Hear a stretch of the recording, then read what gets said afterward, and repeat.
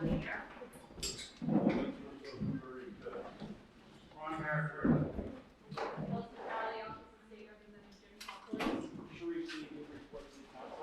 State Environmental Conservation Commission, John O'Connell, Conservation Stormwater. Julia Godfrey from Newburyport Conservation Administrator. Steve Gonzalez, Long Island Foundation. Rick Ricoli, South Beach, Citizens Change. Miller, Salisbury Beach, Association. Sharon America, River and Law, Liberty. Bill Simon, the Mass Based National Estuary Program, Greg Mark. Mark Table, Board of Engineering. Wendy Jenner, Board of Engineers. Or else look at Board of Engineers. Not cut until the second Boston. Christopher Clare, Fire Chief, Police Manager, Director for City. I go with the comments and stuff. Diana DeJoy, the State Senator. Jim Calpor, State Rep for Newburyport. That one. Oh. Just your name, Dan Sherry, Long Island, Newburyport resident. Marcy Frieden, Plum Island, Newburyport resident. Michelle Edwards, Reservation Terrace. Kelly Juanez, Plum Island. Stan Sachs, Reservation Terrace. Judy Sachs, Reservation Terrace. Peter Erickson, Plum Island. Elliot Newman, Plum Island, Newburyport resident. David Chatfield, member of Newburyport's Climate Change Resiliency Committee. Andrews Biangar, GTA. Stephanie Newburgh, Reservation Terrace. Liz Lapp, Reservation Terrace. Corral Escondido, 50 Hicks Street. All right, ladies and gentlemen, thank you very much. Now, I'm going to turn it over to Mr. Bill Sargent, who's going to talk to us about a small video. Okay, thank you very much. I'll also, we bypassed Martin Lacroix, who actually shot this video. So I want to thank him very much, and I want to thank Wendy from the Army Corps of Engineers who lent us her computer. I will never write anything bad about the Army Corps of Engineers again, I promise. Because they're recorded. We want that in writing. Okay, let's get started. This is basically a schematic of the Woods Hole study, and what coastal geologists look for are sources of sand and sand sinks. And basically, what the Wetlands Protection Act does is protects the sand sources, but once you get the sand here in a sand sink, then it's, it's out of the system and you're free to use it. Are we going? Oh, I'm sorry. There's about 6 areas that we're concerned about where you can have breakthroughs on the island. The 2 that we're most concerned about is here in the basin, and you can see there's really only about a football field, 100 yards between the ocean and the basin. And of course, everybody knows that the basin was the old entrance to the mouth of the river. And we have a number of houses here. This area here is having extreme erosion right now, and you can see a number of these houses are within 43 feet of the edge of the dune. This is the edge of the dune right here. They lost 10 feet during the last storm, and it's kind of amazing that we haven't had a storm since then. But if you lose another 10 feet, you'll be in real trouble. And if we could stop there for a second, what happens is that if we do get another storm, if you lose some more, you'll get the washover will actually go over the top of that ridge and go down into the street. Okay. Next video. No, keep on going. One of the things that I think we should look at is the center drawing, which is doing 2 things. One, it's blocking the sand that wants to come from the center of the island north, so that's creating the erosion down here. It's also locking the erosion in. So what you have is an area where there's a bulge of sand that has come off of it's bypassed the jetties and come around and connected to the shore. So you have almost 100 yards that's eroding with a number of houses that are behind it. Okay, we can go to the next clip. And if anybody has any quick questions. I don't understand what you mean by a bulge of sand. A lobe of sand. Basically, this is sand.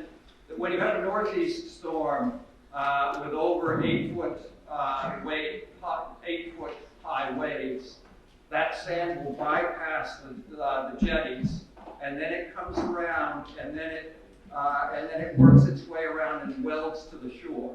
And it's welded to the shore right in this area, right here between the center jetty and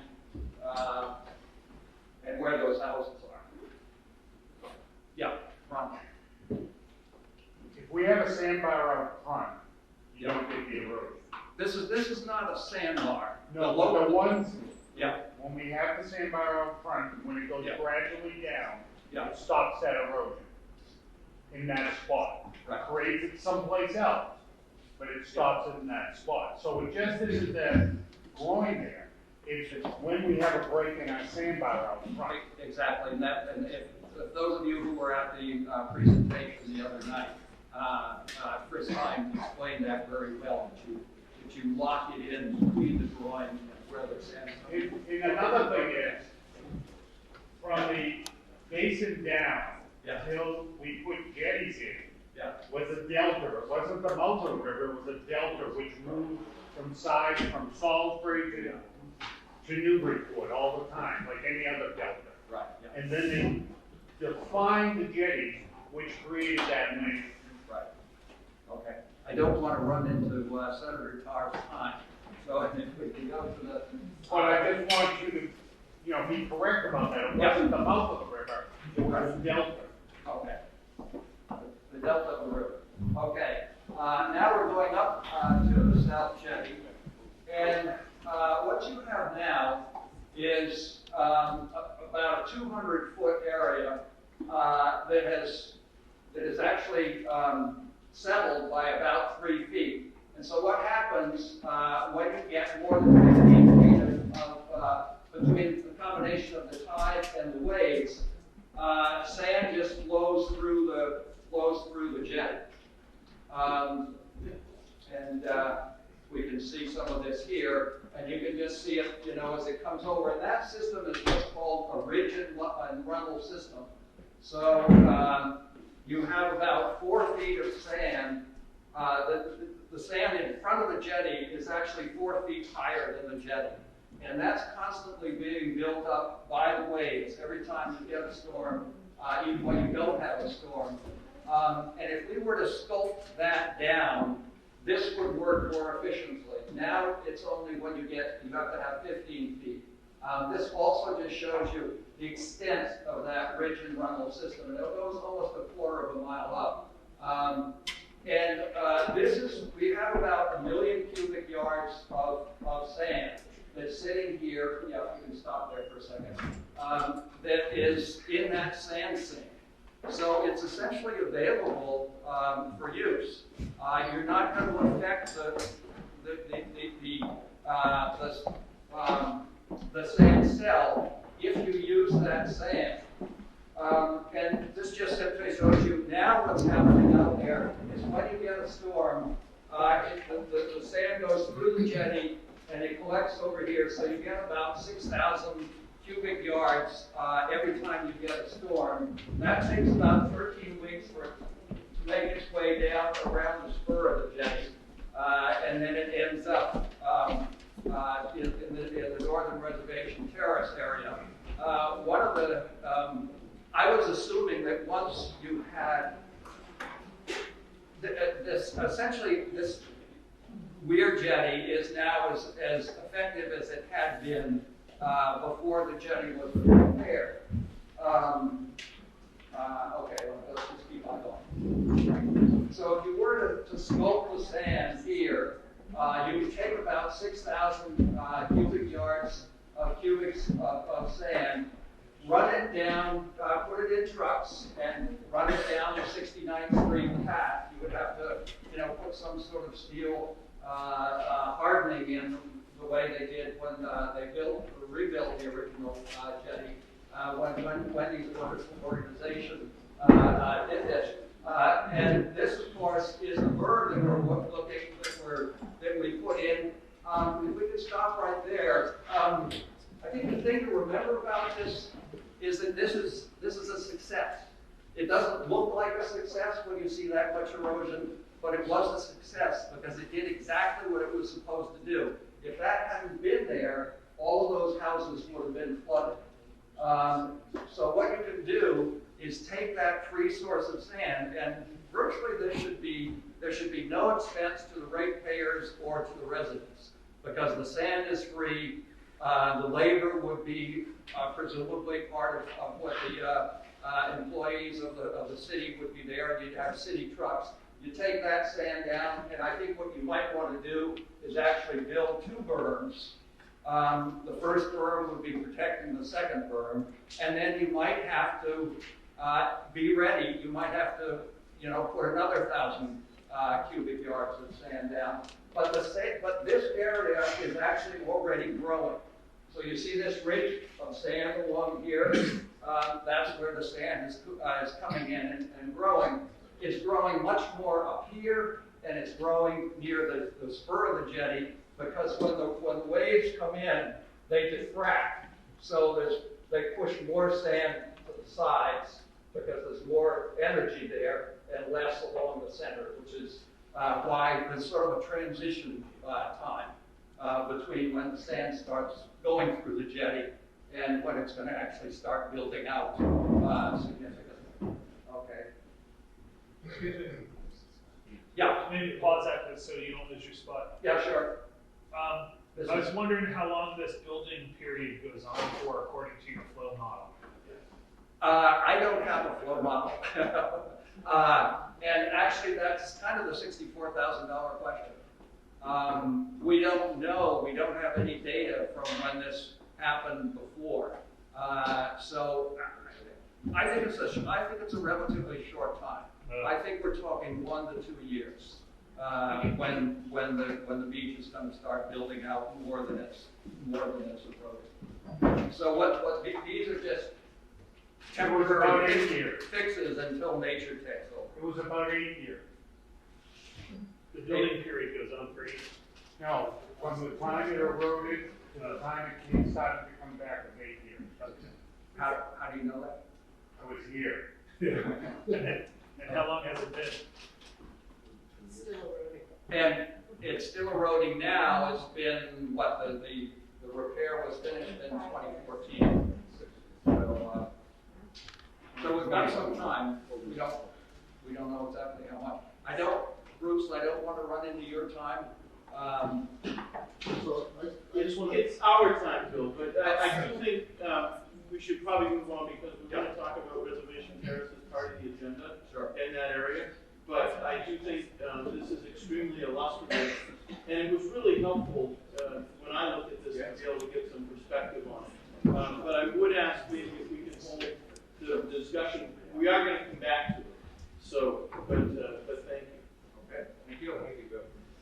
Can I just suggest that everybody watch the video from the presentation? Sure. From Chris Heal from Virginia Maritime. The things that Bill was talking about was from his study. And if you want to become very knowledgeable of the subject, please take the hour, watch the video. You'll learn quite a bit from it. That's available on the storm surge site? It's on the storm surge site.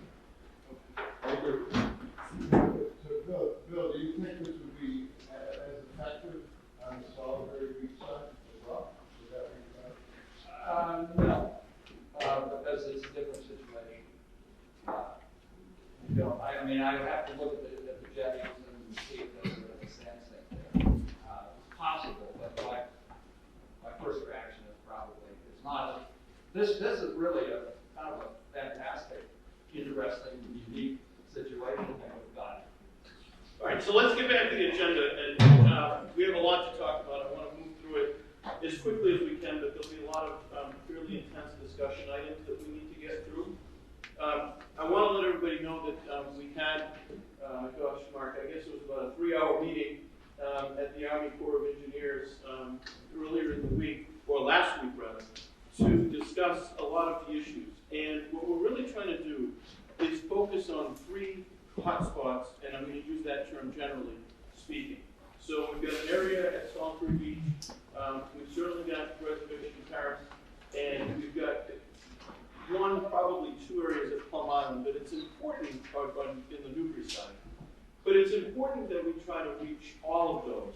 And one of the things that I've been trying to bring back into focus that I think we need to focus on is we need to operate as a regional collaborative and not try to address things one thing at a time.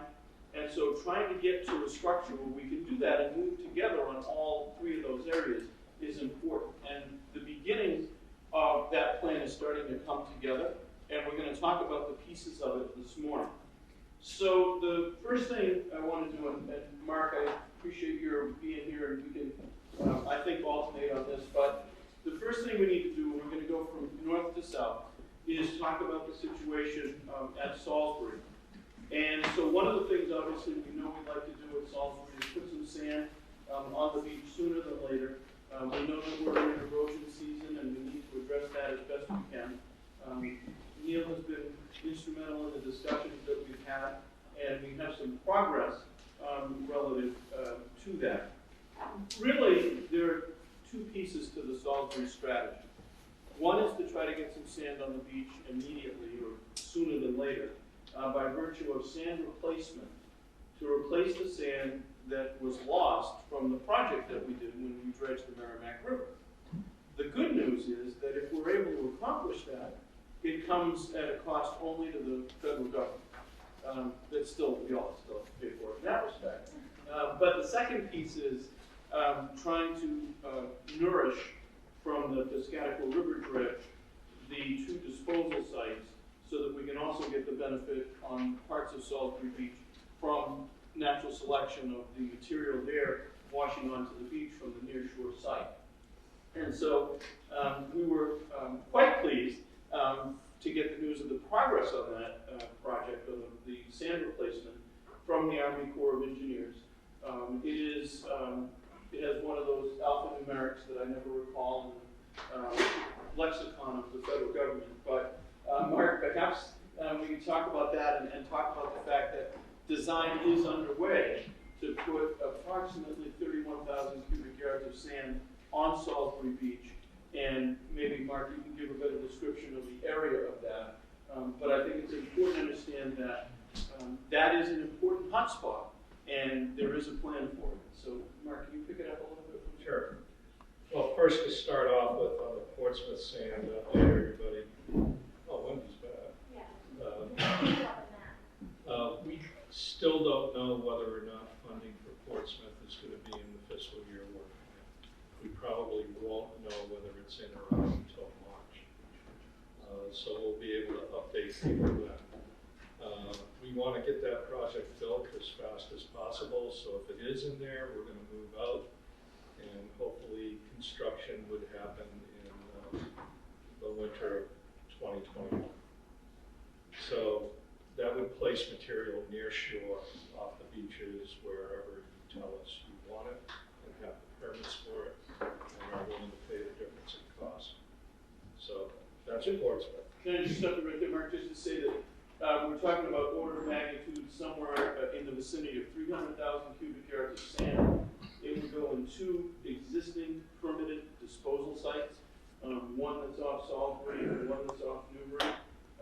We believe that the sites can handle that amount of material, and what we're discussing right now is whether they could actually handle more material in the event that we can get more of that sand. So the way that I view it is we've got a baseline of about 300,000 cubic yards. It could be more. Hold on one second, Steve. I want to make sure I want to do a fact check with Mark. Well, Portsmouth is going to generate about 660,000 cubic yards of mostly sandy material. So at the end of the day, maybe it's 600,000 yards end up being suitable to put in nearshore sites or thereabouts. You have the permits, as I understand it, to take 300 of that in the two nearshore sites off the beaches here. DCR is debating whether they can take the remaining 300 down at Nantasket, or because of the cost, maybe they want something less, but the Corps owes them some cost estimates for getting that done, and then they'll make a decision. But if you want more up here and you can convince the regulatory authorities to modify your permits to take more, it's maybe available, so I would seriously consider that. But again, we don't know yet if it's in the plan for federal funding. So let's do Just this. a clarifying question. You've explained clearly to us before that because this is characterized as a new project, unlike a maintenance project, it's subject to a higher level of scrutiny and approval. And so hearing what sounds to be like more optimism than I've heard more recently, I'm curious, if I'm misinterpreting that, obviously say so, but are new projects to be approved? And it's a question of whether this is one of them, or this one you think will be approved, but it's a question of funding. You understand, to me, you made it clear that there were several hoops to jump through, and I'm curious, since we seem to be somewhat more optimistic, whether we've cleared any of them, or we're just more optimistic about clearing all of them, or how to interpret that. Well, I'll start and then I'll turn it over to you. The project has already been authorized. Okay. So the project is eligible to receive funding to go forward. The question is whether or not those funds actually do get appropriated. And Yeah, so we get funding for a new start, this is what they would call it, versus operation and maintenance out of two different pots. And each year, part of the budget, it divides those. And they have so many new starts across the country. And so we compete across the country for new start navigation. And that's what we're looking at here. As Mark said, it was authorized in what year was it? 14. So we've been passed over 3 times. So the reason why we're optimistic is it's got to come soon, you know, because we have the justification for it. It doesn't always mean that projects are funded. After about 5 years of not getting funded, it gets put on a deauthorization list where we're encouraged, or Congress is encouraged to deauthorize it because it hasn't received funding. But this should compete relatively well. Whether we get it or not, we don't know. Of course, we're making conversations known that this is important to the region. So isn't the congressional delegations everywhere, both Massachusetts and New Hampshire, how it's important to both regions. But we don't know what will happen. But we're a little bit more optimistic because we feel like it's a justifiable project for budgeting, and we're just hopeful that since we've been passed over 3 years now, that hopefully it'll come soon. So a couple relevant points on this, Steve. there's only 2 projects Yes. nationally that are going to get funded for navigation. So that's the level of competition. But there are some things about Portsmouth that make it attractive to the budget folks. Mainly, it's not a huge project.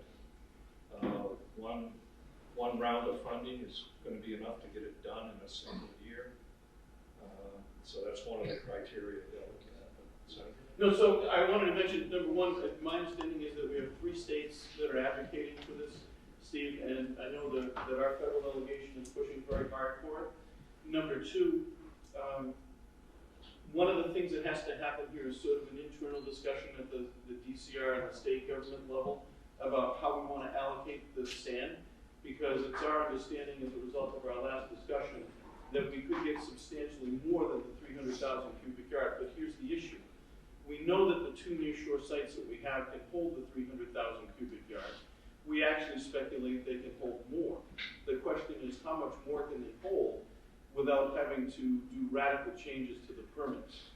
And that could become a timing issue, because if we can get more sand into those sites without a substantially laborious permitting exercise that would maybe take us off track with the timing of the dredge, then we may be able to get significantly more there. Within that subset, there is an issue relative to the Commonwealth and whether we want to put some of this on Nantasket Beach and some of it here. I think the direction from the DCR is clear, that the 300,000 cubic yards should come here. That's why I say we should treat that as a baseline. But there is a big variable in whether or not the rest of this dredge material might be available to come to us. And within that, there are 2 contingencies. One is, how much are we willing to pay for? And I want to remind everybody that we're paying for the delta between an offshore disposal site near the Isle of Shoals and nearshore sites that I already mentioned, and two, how much capacity do we have? So there's cost and capacity, but we are hopeful that we can finally move on this.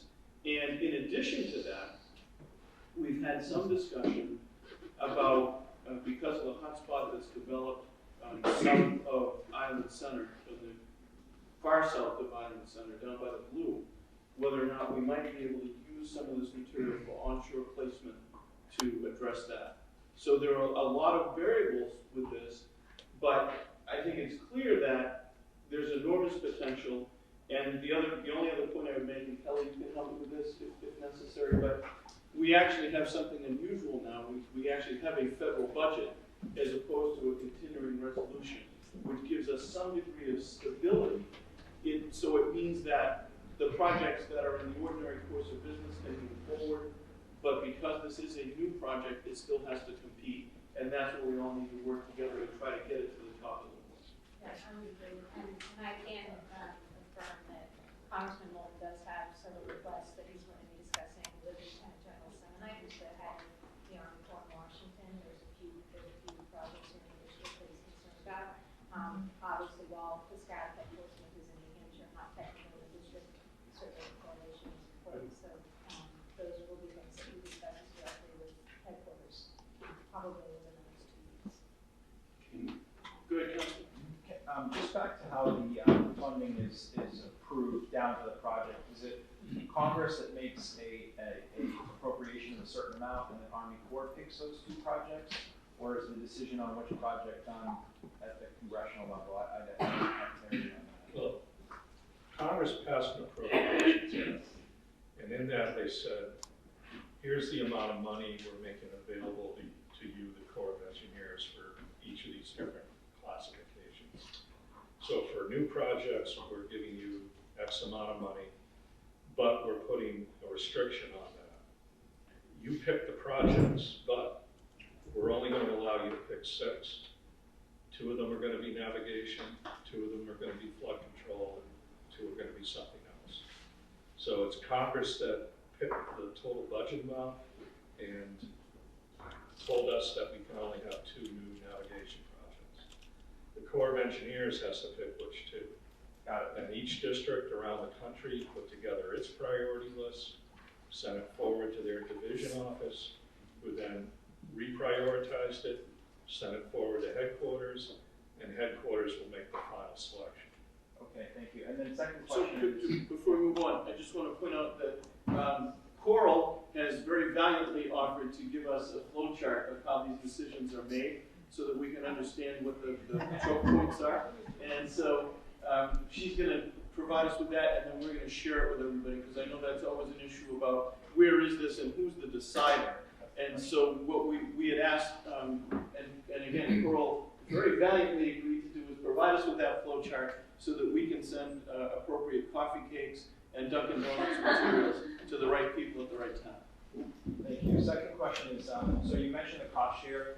Can we just have a quick refresher on, I put a dollar sign, just at least, what are we, let's say it is at 300,000 and nothing changes, no additions are made, the 2 offshore disposal sites. What is the rough cost we're talking about? So, and again, I looked to it, the Cost share. really nice representation here of the Army Corps of Engineers, neatly aligned around the corner of the table. So again, we were talking about the cost differential. Right. And so it's somewhere estimated to be between $2 and $4 a cubic yard. And the entirety of that amount would be borne by a non-federal sponsor.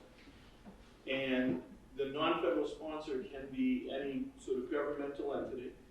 What we have discussed in the past is that we would attempt to get something that looks like a 75-25 split between the DCR and the municipalities. And so if we did that, that would mean we'd have to have an agreement. Most likely the agreement would be between DCR and the Army Corps, and the municipalities would contribute to the DCR their share of that. So to put a little sharper on it, it's 300,000 cubic feet at taking the middle of your range, $3. Let's just call it $1 million. Yep. That's basically what we're talking about. And then 75, 25, 750, 250 going to that's basically what we're. And let me just, Ballpark understanding that. And that's the subject to goal. change. Yep. and just to refresh again, what the legislative delegation had done a while back was put in an environmental bond bill, approximately $2 million generally for these purposes. But this raises a very important issue, is that I will say, and others may offer their own opinion, but I don't believe we're going to have multiple bites at this apple. I think we are going to need to present to the administration a plan that reaches all three of these hotspots and allocates those resources. So this is one component of it. And we haven't even gotten yet to talk about the Merrimack River dredge. But what we're trying to do is get a plan that we can present to the governor that says, here is everything, and here is the total cost of it, so that we don't have to put ourselves in the very difficult position of coming back repeatedly, because my own personal opinion is that won't work. And that's my, actually, you segue perfect from the third question. At times, there have been debates in this room about allocating the cost share resources toward the Piscataqua versus the Merrimack. But it seems like the Merrimack is not on the horizon in any, I mean, even the Piscataqua, you just said construction at best case, it sounds like would be winter of 21, which is another year, and basically this time next year. So, and the Merrimack isn't approved yet or authorized, if I understand that. Hold on. Right? So you actually get bonus points for that question, Okay. because it highlights an important issue. So first of all, we now have the involvement from the DCR, Raul Silver, and that's critically important because Raul was our partner on the last 204 project. He's an engineer, he knows how to navigate state government, and he agrees with the methodology that I just described in trying to come up with one plan. With regard to the dredge of the Merrimack River, it is fundamentally different from a budgeting perspective than Portsmouth, because Portsmouth is, and am I using the right terms? I know we got a sheet, I sleep now with this document under my pillow of what we're supposed to call everything, but Portsmouth, which is, I call it Piscataqua, but now we're calling it Portsmouth for the new year. Portsmouth is a new project because it's the creation of a turning basin that does not now exist. That competes in that pool of new projects that where we get 2 out of 6 nationals. The Merrimack is not. It is a maintenance project because it has been done before. So it is, I think the parlance these guys would use is it's an existing federal project to keep the channel clear. It comes from a different pocket of money, which is for maintenance projects as opposed to new projects, which means that it has a better chance of being funded. And that's where I'm going to stop because my string on this is running out, and I'm going to do a handoff to the core corner. So for the Merrimack dredging, we're in design right now, and we will need Can I call you funding back for for the meeting? the actual construction. So Coral's the PM on that, and she can speak to the status, but just like our new starts, we put requests in several years before we get the funds, and so we would be in a waiting game for the construction funds. We have made requests expressed our capabilities for O&M dredging, but it's still in the process of doing the environmental coordination and design work. So, but Portsmouth is considered authorized in 2014, is what you said. Is the Merrimack considered authorized? That was authorized in 1821, yeah. So it is So once an something authorized becomes status. authorized in construction, it then gets thrown into a maintenance cycle. Right, so this is my last thing, is just to get to the heart of it. I mean, the challenge is just, we don't want to, you do want to go with a single plan. It's very logical to me, because attention spans are what they are, and it's difficult with so many issues.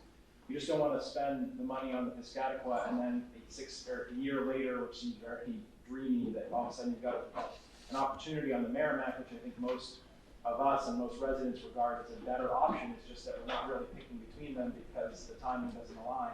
We don't want to be in a bad spot, I guess what I'm saying we can't come up with more money at that time because it's too soon and we've spent the money on the Piscataqua. What we really want is the Merrimack. That's basically where I'm at. So number one, hands are going up all over the place. It looks like an auction. Let me just say this. We are mindful of that, and that is very much, I think, one of the concerns that Salisbury has about where to put money and which horse to bet on, so to speak. But I would remind everybody that with regard to the situation at Reservation Terrace, which I know is a priority for a lot of us, the sand that might come from the Piscataqua will not help that situation, and here's why. If you put it into the nearshore disposal site, it's not gonna go up the Merrimack River to get to where we would want it to go. So the only sand that looks like it's available right now, other than talking about borrow sites that Bill identified, but other than that, the only dredged sand would probably be from the Merrimack River. So that's an important part of this equation. And we're gonna get into that with the agenda, but that is why the 204 study is so important. Because the 204 study and the project are being designed with regard to the Merrimack to put all of that sand in the North Point? I had it right. North Point, up by Reservation Terrace. So they're, in one sense, Sharif, they're not competing with each other because Piscataqua sand's got to go one place and Merrimack sand's going to go to another place. And here's the thing that's very delicate, is at the end of this, my goal, and I hope it's a shared goal, is that we would have an agreement between all of the communities on this is how we're going to do it. This sand is going to go at North Point, this sand is going to go to the disposal sites, and then maybe there's even more after that. But your point is well taken. That's why the $1 million is a factor, because if we use an operating figure of $2 million, that means we might need that extra money to go somewhere else. That's why we might not want to buy all of the Piscataqua sand that's available. So it's very, very delicate, and that's why we are stepping up the frequency and the intensity of the meetings, so that not only are we going to have more regular MRBA meetings, but we're also going to have more frequent meetings with the Corps. And we brought them like 100 pods of coffee in anticipation of more meetings very soon, because they can't give us things, but we can give them things. Ron, go ahead. If you dredge the Merrimack, you're gonna go all the way up to the Merrimack River Bridge. Yeah, and it includes the 15-foot entrance and the 9-foot channel. So, Because and if I'm correct, the sand goes up the heights of what I call the hump sand, and then starts from mud there. Where would you do with the mud from there on? You know, in the river, because it's gonna be muddy. It's some sand, but it's mostly muddy. Yeah, I believe the results came back as sand that was suitable for beach placement. The areas that have shown have been sand related, so we went up. I mean, I work in it all the time. It's pretty much. So You know, what, the top, the soil. So I'm just wondering if there's a certain spot where you stop putting it on the beach, and then you start putting it offshore again. Oh, sorry, I misspoke. So all the sand that we tested was suitable for nearshore placement. All the way up to the bridge? Yes, all the areas that are shoaled, that were identified as areas needing to be dredged. There may be muck there, but it's probably deeper than 9 feet in those locations, according to our latest survey. Okay, because when you come up by the icebreaker and low tide, you've got 3 feet there, 2 feet. You know, it's pretty muddy. You're gonna dig a lot there. We can pull up some maps after this and you can Yeah. point out. yeah, actually, Ron, what I wanted to do is say that Coral has presented us with a pretty good map of the dredged areas that are intended to be dredged. It was actually different than what I expected, but it's quite illustrative. So at some point, we can share that to show where that material is coming from. Wendy, can you bring that up? Oh, Wendy's got it. We'll cue up the Jeopardy music while she gets that.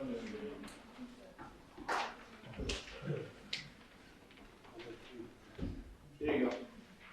See, when you get up, see where it's, like yellow? That's where all the clam is going, that's all mud. So the yellow is over depth, right? Correct. This figure. So we don't necessarily target that area. So over depth is beyond 9, so that's probably like 10 feet where the yellow is. And where the red is, it's shallower than 9 feet. It's pretty bad in there. Okay. Yeah, And if you open that all up, we can get those big sailboats in the male ones. That'd be nice, right? Cool. When was the survey taken? I'd have to. Just before we do construction, we do another survey. And then if we do find that that's shoaling and it is an area of silt, we would have to put that option. That's what I figured, because, I mean, I just did a wall there, so I know what the material is. All right, let's keep moving. We're not gonna schedule the regatta yet. Go ahead. Just a quick question here. The 204 is looking at all the sand going to the Reservation Terrace area. Whatever happened with the 25%, 75% Well, town splits and everything? So that's, David, that's what I was alluding to, is we're gonna have to reach a new agreement. And as part of that new agreement, we're gonna have to agree where all of these resources are gonna go. And the backbone of that agreement will be state support for the projects. But we're not, it doesn't look like we're gonna be able to do that. And here's the complication. If we simply overlaid that agreement, then you have a conflict between the Piscataqua sand, the Portsmouth sand, and the Merrimack sand. So we're gonna have to make a new agreement that takes all of these things into play, which is why we resumed meetings among the municipalities to figure that out.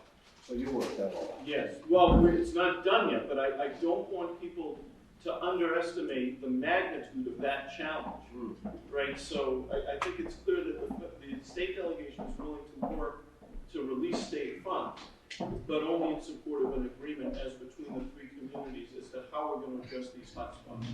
And the only other point I would make is we envision this agreement to be one in a series and not, I think we're past the point of having 75-25, then 25-75. We're going to have a series of new agreements, but the agreement that we need to put on the table now is going to be how we're going to address these three spots and use the resources that we have. And none of the other areas would receive the sand if it went back to the. That's correct from the Merrimack, right? But the other areas could receive sand from other sources. And that's why at some point I do want to get back to the regular agenda, because we're going to break that down by location, and those locations feed into a master plan. Okay. Tom Sutton. So I'll try to be brief here. Okay, so we've been discussing Piscataway, now called Portsmouth, for 6 years, and Merrimack River for 3 years, and they'll probably discuss it for another who knows how many years. The truth of the matter is that all this discussion, all the costs of millions of dollars, all goes away with sand harvesting.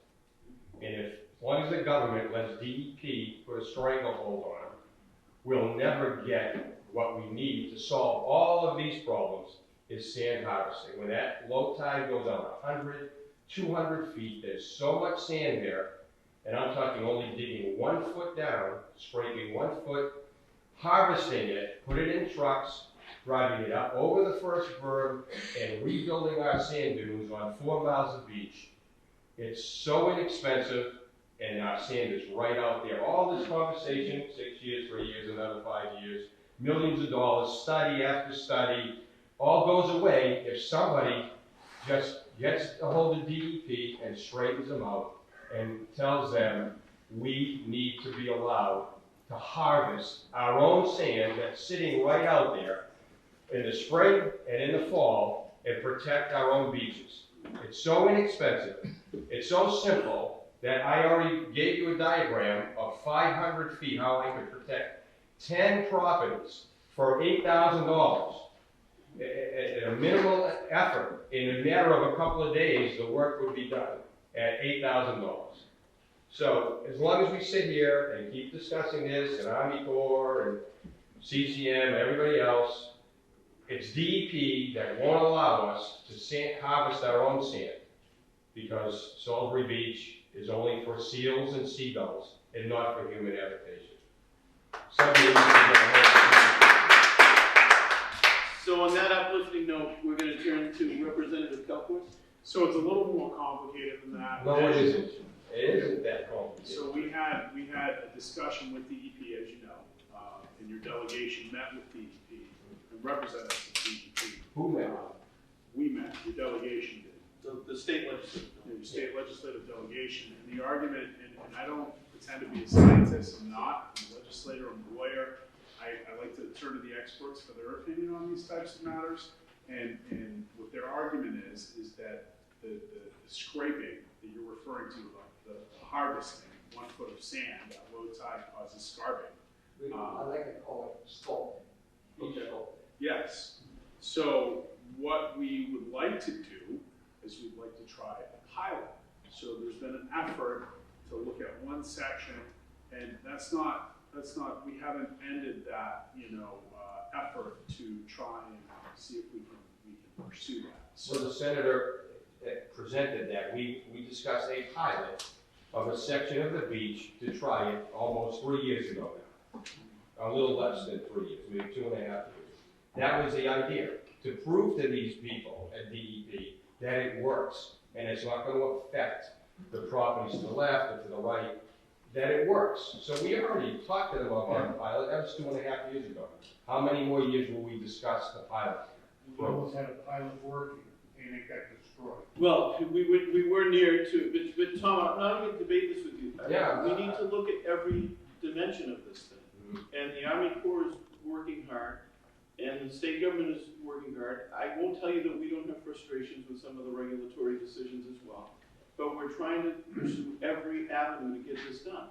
And as we sit here, I appreciate your optimistic estimate of how long it's going to take to dredge the Merrimack.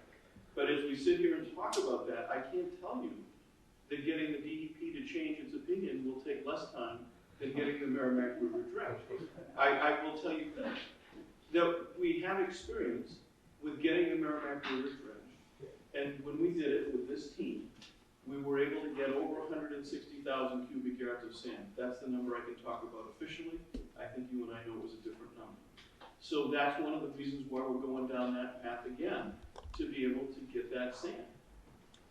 There are a number of different variables here, but I think the commitment that the legislative delegation has is we're not going to let our hand off the wheel on any one of these things, because we need them all. This is not a situation, in my humble opinion, where one thing is a silver bullet. We're dealing with moving sand, dynamic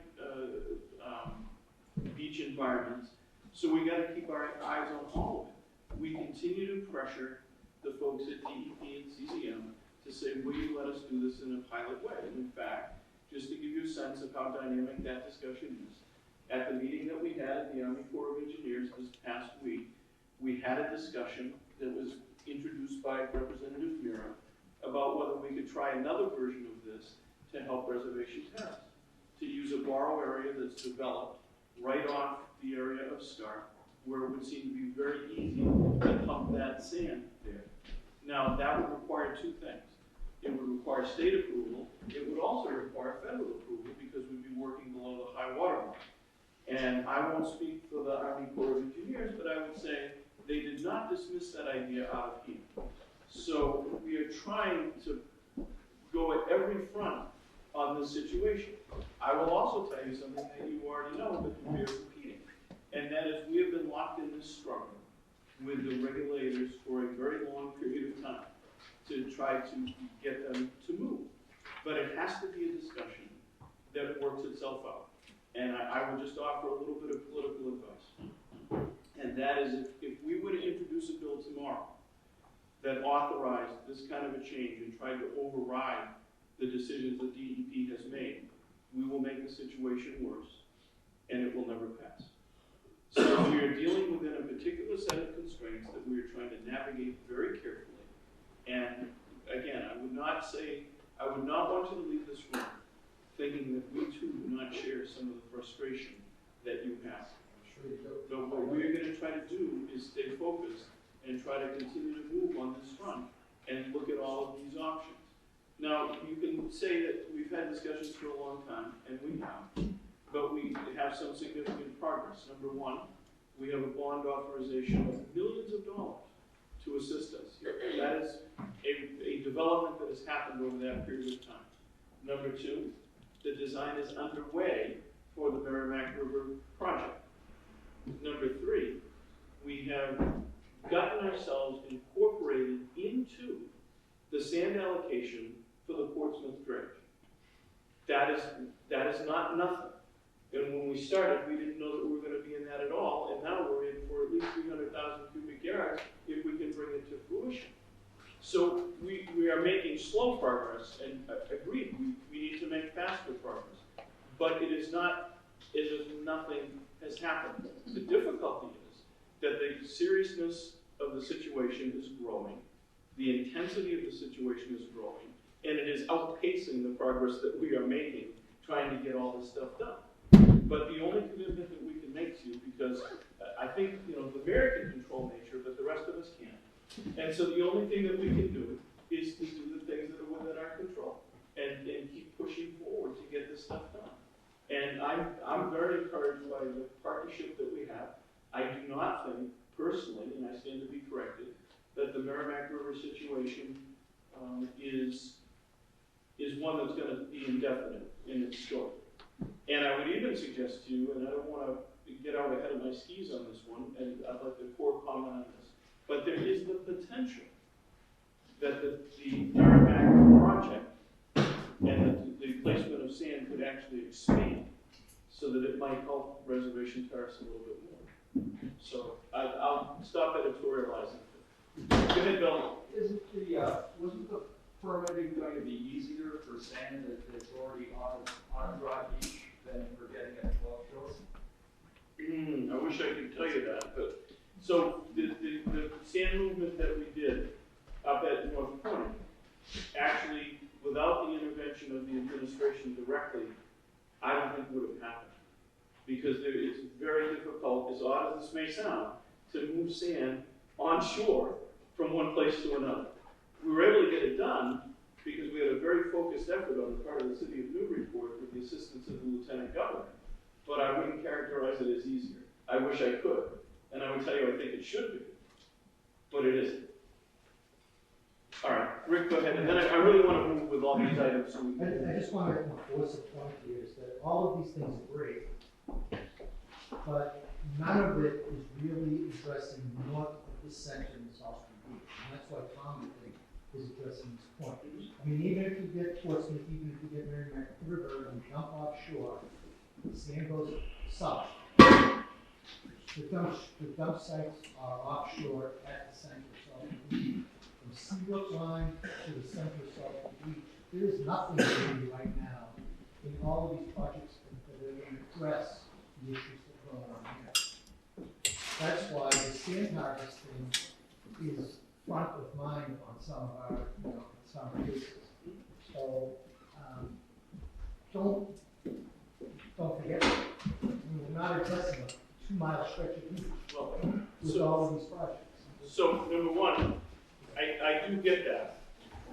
And number two, Neil has been very much engaged in our conversation about how we're going to try to address all of the issues on Salisbury Beach. So, I can only speak for myself personally. And I think possibly, though others would agree, that we are missing a tremendous opportunity of not being able to sand harvest and sculpt the beach. Not beach scrape, because we understand the issues with that. But we are missing an opportunity. We're trying to capture that opportunity. But what I don't want to do this morning is kind of retread some discussions that we've already had. I want to try to move forward with going through the items because I think there is good news in this agenda for Salisbury. Not maybe the part that you want to talk about, but there is good news there, and we've got to make forward progress. And if we allow ourselves to devolve into sort of an endless debate about some very difficult issues, we're not going to make any progress. So your point is well taken. We understand. We are not relenting on this. We are absolutely not. We can't. We have to and keep information coming. Before I recognize Ron, I just want to tell you, he is correct. We were very close a few years ago to having a pilot project of the nature that we would like to do at Salisbury on Plum Island. And we were going to do it north of Island Center. And the issue was it was a different DEP commissioner. And the folks that were the proponents of that project really got worn out, is the best way I can describe it. So as we got closer to approval, their ability to stay with the project was waning. And it's unfortunate. But what we were talking about is taking a long arm excavator and lifting the material over the berms so that it didn't affect the berm, and then placing it up. And that's what we continue to talk about now because we reached some good progress with that. All right, Ron, go quickly, please, so we can keep going. The dredge up in Hampton is going to help you to put the sand in front of the home. Not secret. Secret. Yeah, well, we're all one. I run from the pictures all the way down. I watch all these things. The other thing is, Bruce, well, I got all the legislators here, I talked to a bunch of other senators, and nobody's put into the legislature, putting sand on the beach first before a dump site on dredging. It's not in the legislature. How do we get that done? Well, we can certainly, it could be a law, it could be a regulation. The recommendation was made by the group that you were on, relative to erosion, and we It certainly. took me a lot of pounding to get that. Understood. So as a result of that, it is the policy of the Commonwealth, but you're But right. it's not, I've met with a bunch of senators. Yeah. And they said that they haven't seen anything come through in the legislature. They haven't. They haven't. They And have they not. said that they would like to see it in the legislation, because then it would be a law. We'll have them call us, we'll tell them how to do it. Well, I mean, that's you too. And I said I would talk to you, because I said he should be sponsoring it. And Bert, If now, they'd like to see it, it would be helpful if they reached out to us. You want me to? Yes. Okay. All right, Just Council. germane to the Army Corps discussion, I just wonder if there's any discussions in your meetings about the jetty. You know, we're focused on a lot of things to help us make things better and improve the situation short, medium, long term. But if everything came true and we put the sand on the beach, I'm not sure that, I'm also not a scientist, but that the erosion pattern would change. Many attribute that to the jetty. I understand that that's a point of debate, whatever. We had the nice, they did do some study on it.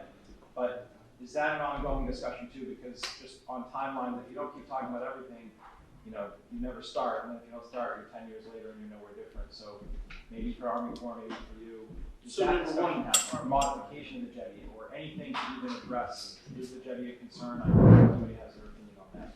Number one, your point is really important, that we need to continue the discussion on all of these fronts. And number two, the short answer to your question is yes. Okay, all I needed to, thank you. Okay. Let's get back to the agenda. All right. So, and we can move through this fairly quickly if we operate in a structured way. Let's talk about Salisbury. Go ahead, Mark. Okay. Let's talk about Salisbury. Go. Two things at Salisbury. Back in 10-11, we constructed the last 204 project. It put 42,000 yards on Salisbury Beach, south of the center, I believe between Murray and Fowler. When the disaster was declared, I forget which of the winter storms that was after. 2013. Okay. DCR went out and surveyed the beach to determine the damage to the 204 project, and it had lost about 3/4 of the sand that we had placed. So that became eligible to proceed under an emergency authority, one of the few that the Corps has, called PL 8499. That gives us the authority to, at federal expense, repair a beach that we had previously built that was damaged in a declared disaster. Salisbury qualifies. Like all core studies, there's a two-phase process. We take a quick look at things internally to see if everything looks okay to go forward and do design. We've done that. It hasn't been fully reviewed, but the answer is the Corps is going to go forward in a design for a remedial beach fill of about 31,000 cubic yards to be placed on the same stretch of beach that we nourished in 10-11 up there. So that's what's happening right now for Salisbury. The only other action we had at Salisbury was a few years back. We did that Section 103 study. We did one for Newbury, one for Salisbury. The 103 for Salisbury was looking at the area of the beach north of the 204 project for some distance. We hadn't determined how far north. We understand that municipal budgets are tight and that we've got to prioritize things and decide which to go forward with now and which to defer. Right now, Neil's here, but my understanding is Salisbury is wanting first to participate in the Portsmouth placement, and then we'll consider other things to do, since that sand is going to be a heck of a lot cheaper than sand that would be made available by any 103 project, which would most likely come in from an upland source by truck. So that's where we are with Mark? Salisbury. I'm sorry to interrupt, but two important points. Number one, can you confirm when the project completion target is for that you just described? Well, we don't know how the appropriations are gonna go. We've gotta do the design effort, come up with a final set of cost estimates, run those up the chain. It's probably not going to be the 2021 season, more likely the 21-22 season. Okay. But it's near term? Well, if we call 2 years near term, yes. In government it is. And number one. And number two, what is the cost to the municipality and the state? Right now, our understanding is zero. So we've got a project that is scheduled for the next 2 years with no cost to the state or to the town. Correct. Okay. So let's keep going. Anything else on Salisbury? I mean, basically, we've had a conversation with the town about where to spend its limited resources, and as Mark pointed out, it may make a lot of sense not to spend money for the 203 and the result of the 203. It may be better to spend for the Piscataqua if we can make that happen, and that's kind of the decision point we're at. It was a couple of years ago, they came to me from Hampton Harbor to ask me how to get that river bridge. I think it was 2 or 3 years ago. And I worked with them, and who's paying to put that sand on the beach there? Coral. Our own pocket. That was our base plan, federal base plan. It was the least costly means of dealing with the Hampton material. And it's going right on the beach. And it's going right on the beach. And we did that when we did the Hampton Harbor back in 2012. Yes, you did. Yeah, you put it on the other beach, on that, you put it across there. This time you're going around the corner. Well, I think we're doing the same thing we did before.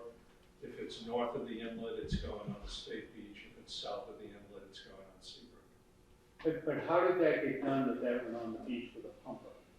Is that because of the way the dredge was? Well, you know, the ability to dredge was easier that way? At Hampton, I'm sure you know, having gone up there, that bridge opening is very narrow. Yes.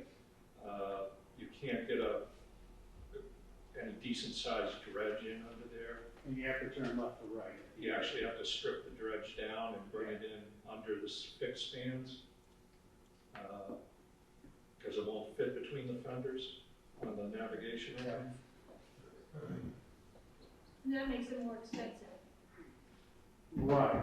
Every time So dredge is the out. dredge has to stay there. You can't Yes. hop around. Once it gets in And the, it's cheaper to pump it around. exactly. Okay.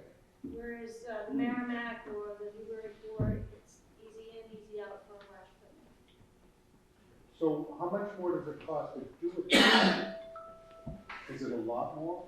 For Hampton, Yeah. The way you're doing it? Yeah, I don't think we were at the cost of Hampton, is it? But, Yeah, I was saying looking from near shore, it was very similar. The costs are near shore. there would have been an analysis done Yeah. back when we established the base plan. And that's not. We don't necessarily redo the economics every time we dredge. Once a base plan is established, it is like that unless something changes for us to warrant re-economics. It can be tricky about requesting re-economics because in today's day and age, these hoppers would not be eligible for federal participation because they're generally not a lot of uses. They're classified as small use harbors for local fishing and they're not a port. No, I understand. They came to me and asked me these questions, and I talked to everybody, and I said, get all your legislation together and go to the feds, and you'll get this. And they did. And it's only a couple of party boats on one end that couldn't get out, and a couple of fishing boats. I mean, it wasn't a lot, but you did it. And you put it on the beach. I think the short answer is there's an economic analysis to justify doing what it did, which we can probably get because it was Right. done. I mean, would it help us at all in getting the Merrimack River dredged? What they did. What help you? What they did versus us getting our river done. You don't have any mitigating circumstance to drive up your cost. Where they did is the bridge. Right, no, I understand the bridge, but getting it dredged so fast. They got it done in a couple of years. Oh, I see what you're asking. Because we got the same problem in the middle of our road, it's bad. What was your quantity? Original estimate was 150. So and also, you might think that it happened faster. We probably put in a budget request a couple years before.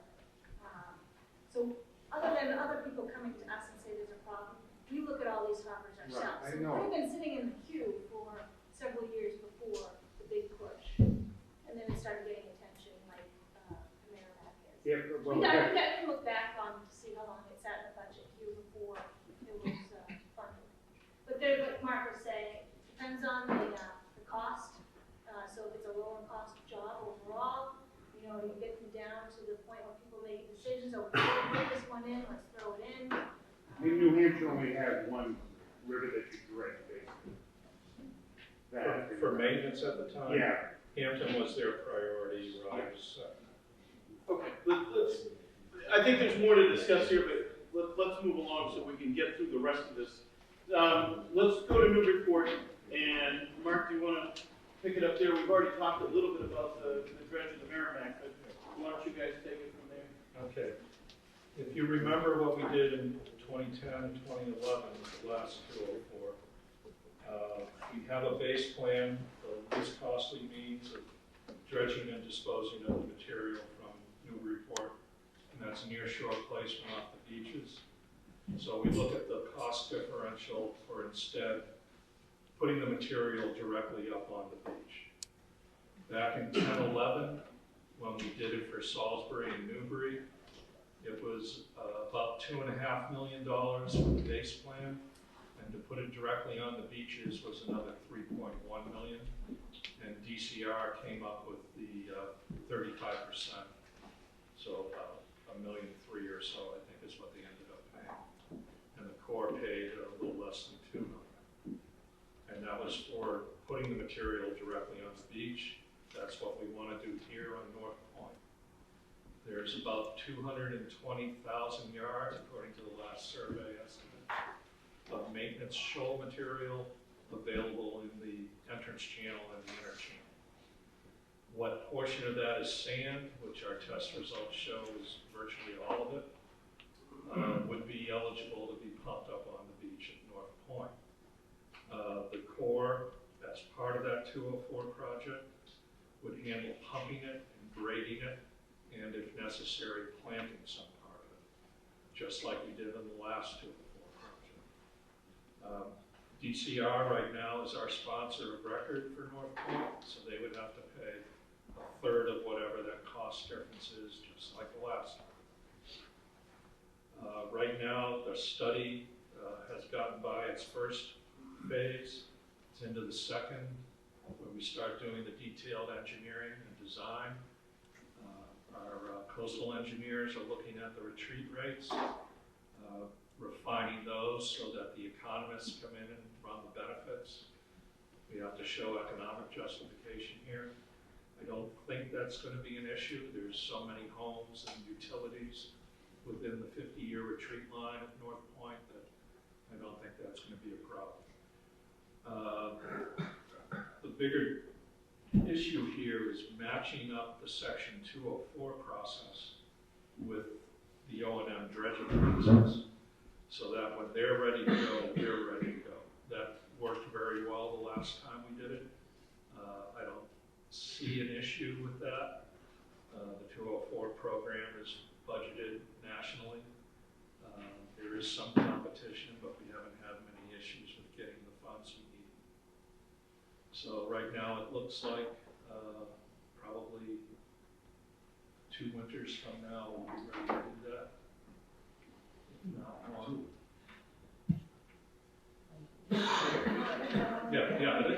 It all depends on the budget. And in the end, of course, it all depends on the bids. How they come in, who's going to have to pay what share. So, Mark, just a point of clarification, we expect that the 204 study itself, my understanding is, will be done sometime mid-summer? The draft report will be done this summer, and it goes into review. Okay. And So that will give us a good sense of whether this is considered to be viable from the Corps' perspective. yes, that's the Corps' decision on whether we're going to And so ideally, the project would be completed in about a 2-year time. Correct. Once the report's done, goes through all the reviews, it gets approved, and then that's a budget for design. Design should take about 6 to 9 months to get you to the point where you're soliciting bids, and then you go out and see what you get for bids. Okay, anything else on the new report front that we need to discuss? No, I think we should say a discussion of other items.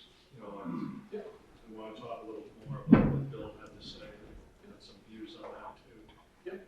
Let's move on to Newbury. Okay. So just to make it clear, the structural issues around the jetty we are discussing, and we're going to continue to discuss them. They haven't reached the point yet where there's much to report, but we're going to continue to discuss it. And we're going to be having regular meetings with the Corps on that subject, and others. Go ahead. Chris Heal, is it Heal or Heil? I don't know how to. Heil, sorry.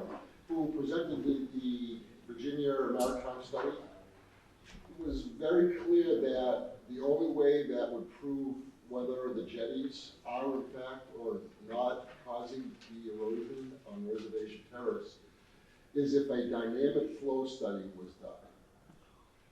A dynamic flow study shows all the variances from where the jetty was originally to what's done now and all different models of it to show how that affects the currents and the wave distribution that comes across the river. I think it's very important that that gets done. That's the only way that will show yes or no if it is the jetties or not. And that needs to be done as soon as possible. Chris did say that Virginia Maritime would be probably willing to do that study, but they would have to be contracted for that. And you'd have to speak to Chris's supervisor, and he is amenable to starting that study as soon as possible. Okay. What is the Army Corps' opinion on the dynamic flow study, if I could ask? Well, we've always believed that the next step in looking at the entire system is a 3-dimensional model. We've already done a 2-dimensional model, that's the CMS model, that we finished about 2 years ago. So the next step would be to take all those results and look at a 3-dimensional model. The Corps has its own modeling, coastal modeling people down at Pittsburgh. But a study of that nature would require a New Start authority for a study from Congress. That's not something the Corps has authority to go in and do on its own initiative. Those things take even longer than getting New Start authority for construction. Okay, so in order to, so it sounds like it's an uphill climb, but can you get Chris to write some sort of a letter? I'm going to contact him on Monday and his supervisor to find out timeline, costs, and ballpark costs so that we can at least discuss it. Okay. And see who could possibly pay for that study. So we're going to put that on the agenda. The next meeting is new business, but we need a lot of information from you guys about that. Okay. Good. Okay. Let's go to Newbury quickly because I also want to talk about short-term fixes at Reservation Terrace. So Newbury, Mark, go ahead. Okay, at Newbury, we have the other Section 103 study underway for South Beach. That's the area between the Center Island groin and the wildlife refuge. Although we're probably going to stop short of the wildlife refuge, we'll stop at the vicinity of whatever the southernmost homes are on the beach. So we're looking at how best to address losses off that beach, whether by sand fill or some other means. If it's sand fill, but we're not restricted as to where that comes from, it could be purchased upland and trucked in, or it could be brought in by a dredge or from any other source. We could look offshore, although I'm not certain whether that's a dead end or not in Massachusetts. But we hope to have a draft project report ready on South Beach, maybe by the end of the summer, early fall. And then the town of Newbury has some decisions to make along the court.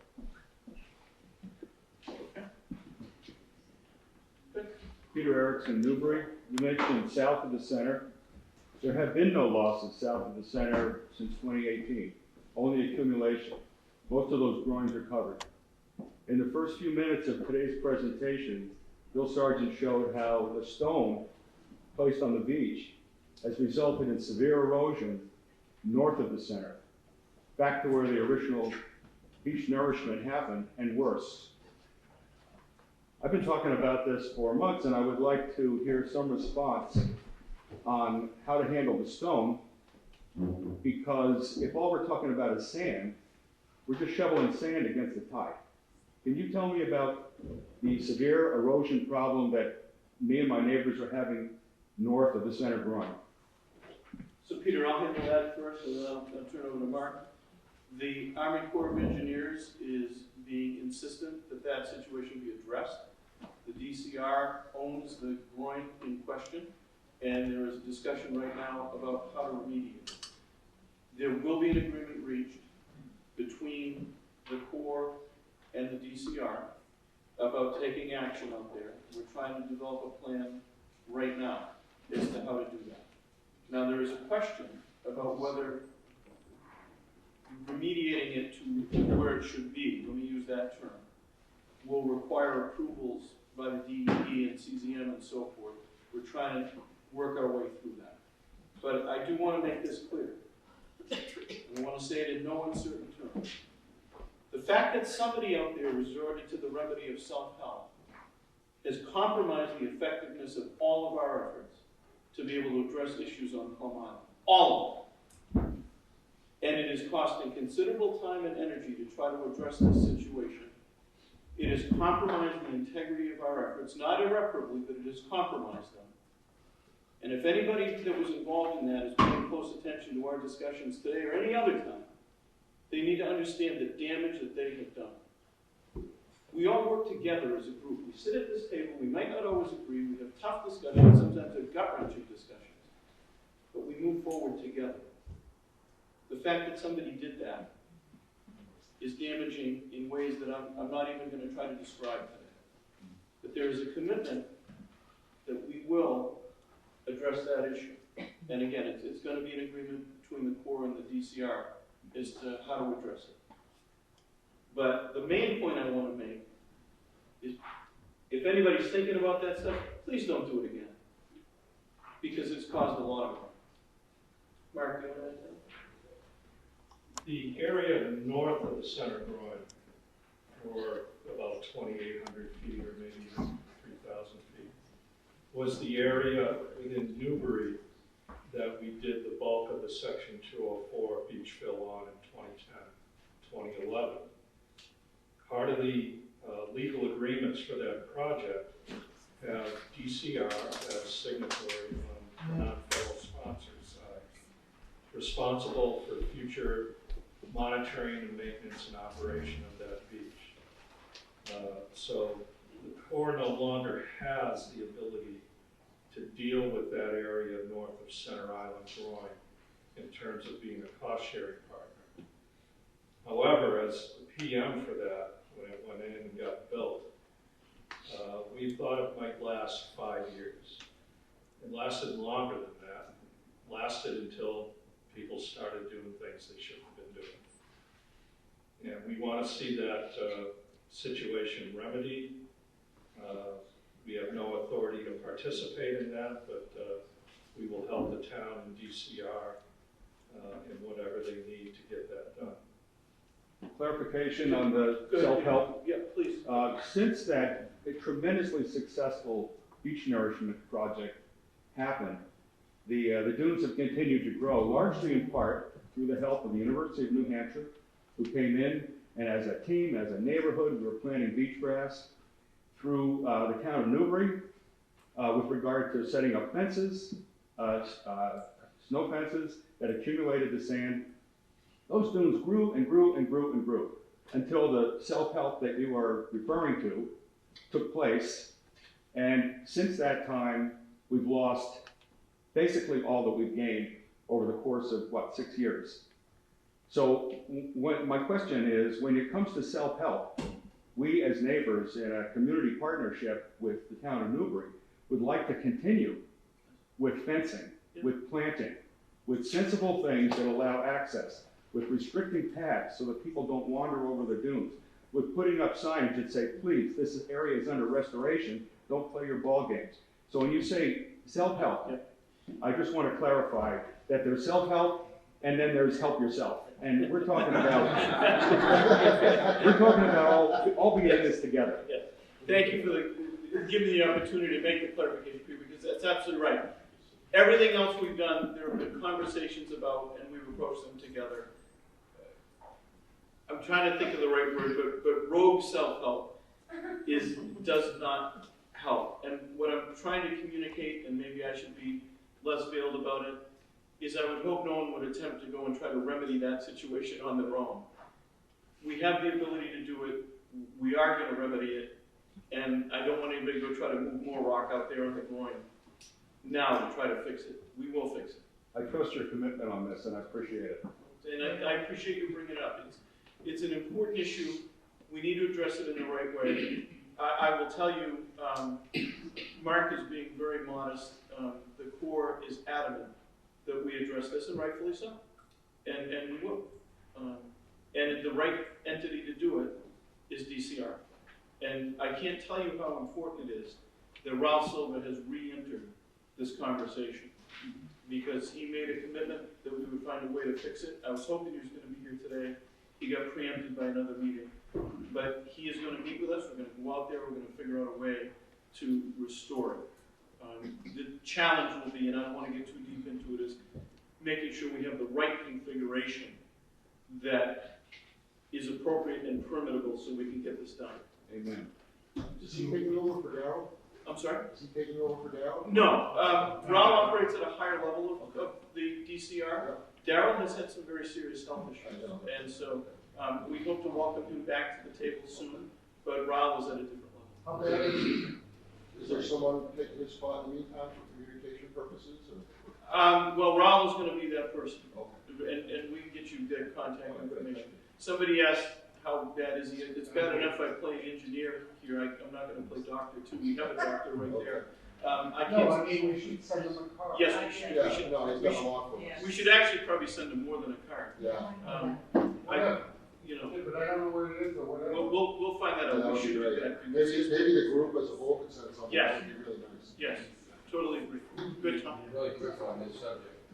Mike Magnifico would love to come to these meetings, but he's being told not to show up. I saw him again early this morning, and he said, I come to meetings if they let me come. And he's the most knowledgeable guy, as much as Darrell is knowledgeable. He's very knowledgeable on Salisbury Beach and the ongoings down there. So it seems to me that somebody, Ron Silver, somebody should just allow him to come to the meetings. He's willing to come. All we need is somebody. Sorry. Oh, we know that. All right, he's been stopped. Point well taken, Tom. We'll talk to him about that, but one thing I don't want to do is try to micromanage DCR too much. But we'll talk about I'm just telling you that he's an asset to be here. Right. Okay.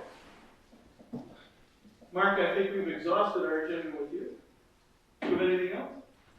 Well, we'll go into the reservation terrace discussion, but I do want to talk a little bit before we adjourn. The floor is yours. Okay. The whole place is yours. What do you want? Well, I'm going to do something unusual here. I shudder at it, but I'm going to agree with Bill for a change. Remember, you're on camera. Anything you choose my words carefully. But I want in writing that he's not going to write bad things about it. It's not in writing yet. Yeah, I know. If you spend your career going up and down the coast like those of us in the Corps do, we're just not in New England. We go all over the place. And you look at how people nourish their beaches in other parts of the North Atlantic. If you spend any time at Atlantic City or down the Florida coast, you can see what they do. They bring in some fairly large dredging equipment every few years at each of the beaches, and they park it out about a quarter mile to a half mile offshore, run the pipes in, pump the material in to get the sand on. The way they do that is they go that far offshore to get a distance away from the beach, both horizontally and vertically, by depth. So that the material they're pumping up onto the beach isn't material that would otherwise be available to the beach by natural means. In other words, they're not harvesting from the inshore bars, which help keep the beach in place and protect it. They're harvesting from bars much further offshore where the material wouldn't be available to the beach. And they're using that material to build the beach up. They do it in a cycle, and it's very successful. Their economies depend on it. Here we don't do much of that. We do borrow operations, which is what Bill was talking about without using the word. We look at where the jetties are and we bypass inlets by dredging on the upstream side of the inlet and pumping the material around to the downstream side. Those are borrow operations in the wet because they're most often done in the water offshore. They're moving sand from the side that collects it to the side that's been stopped. You can also do borrow operations in the dry, as Bill was suggesting.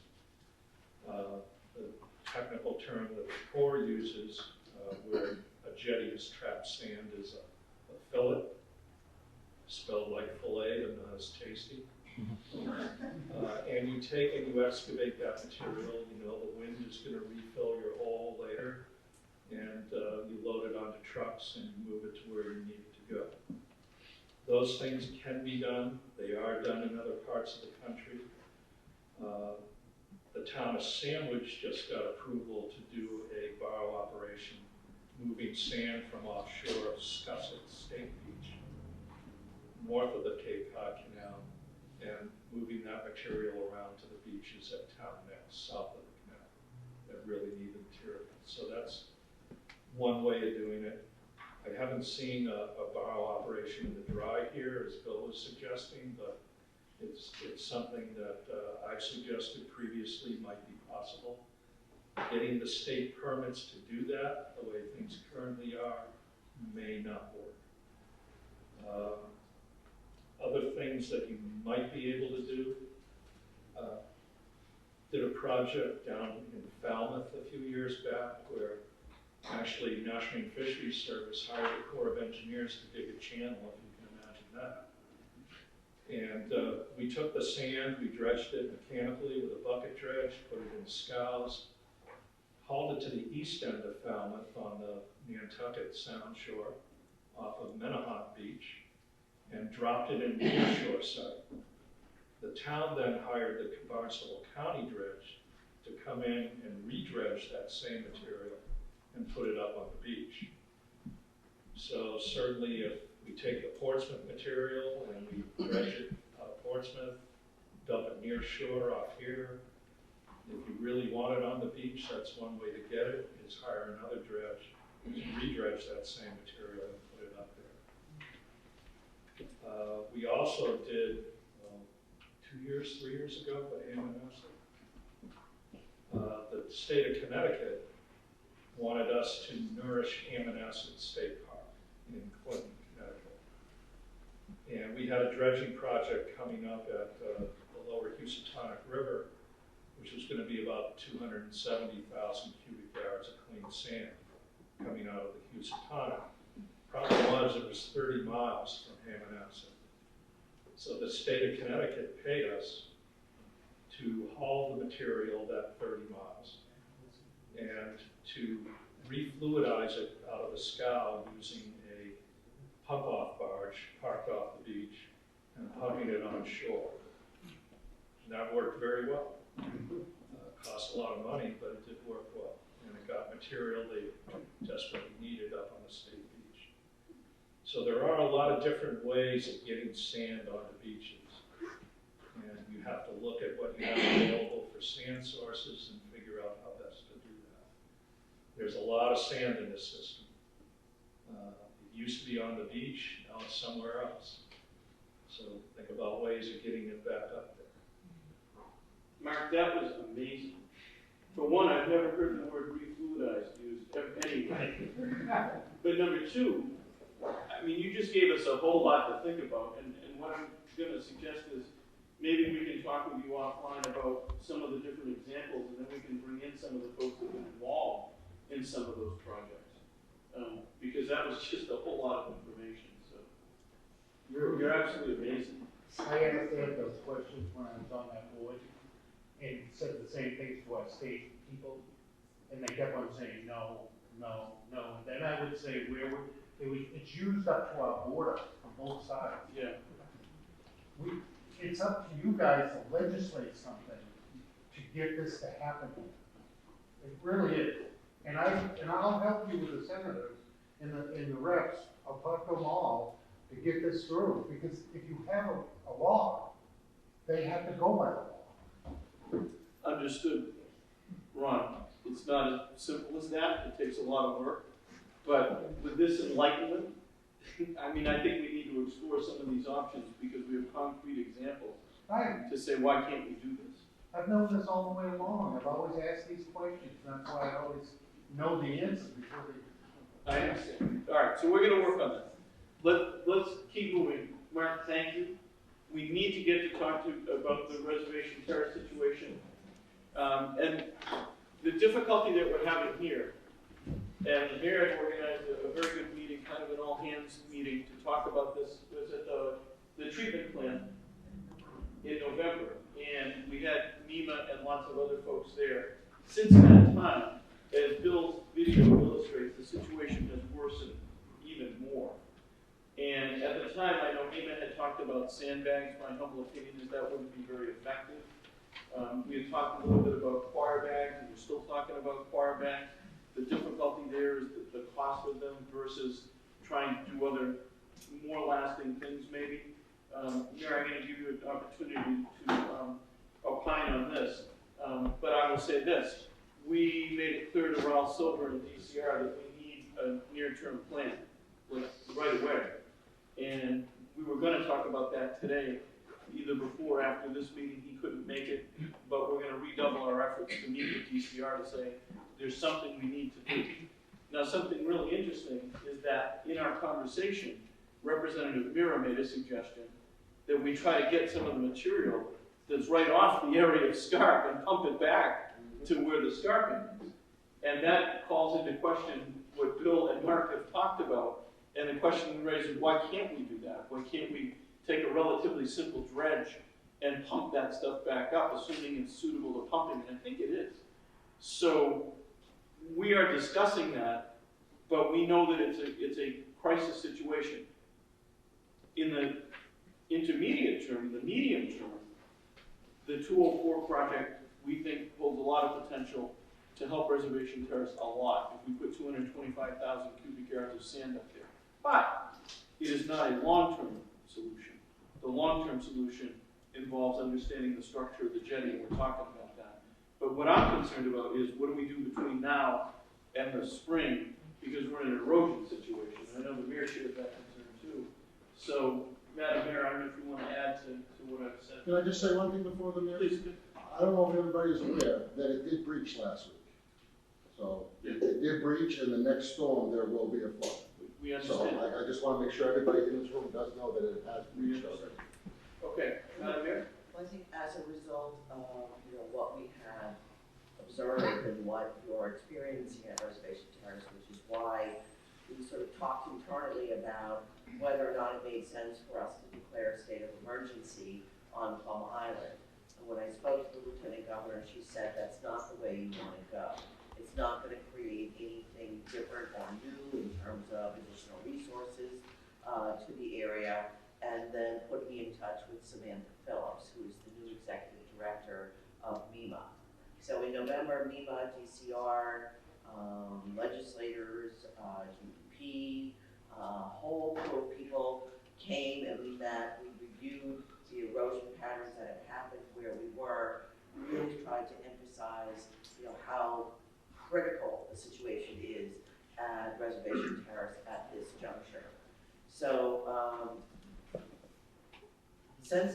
DCR was there too, but I think one of the obstacles that we have been experiencing is that we haven't felt that DCR was stepping up as the owner of the land. And so there's a new commissioner now, Jim Montgomery, who has moved up from CFO to be the commissioner of DCR. He seems to understand the responsibilities in a way that we seem to be moving things forward. Raul, as Senator Tarr said, was at this meeting and really stepped up his commitment to work with us. So we were supposed to, again, meet today. We will reschedule that meeting as soon as possible. But in addition to that, Julia Robinson, my chief of staff, Matt Coogan, have been continuing to reach out and work with NEMA. They're returning on Monday to work with us around. We have to have a plan, should we end up with another breach, because we know it's imminent, especially, since we're only in January.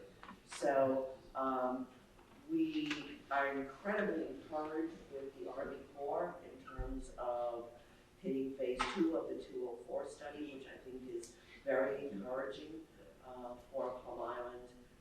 We've got to start looking at our beach management plan, which Julia has initiated also, looking at if we can permit another site for sand placement as opposed to offshore. So there's a lot of different layers going on right now.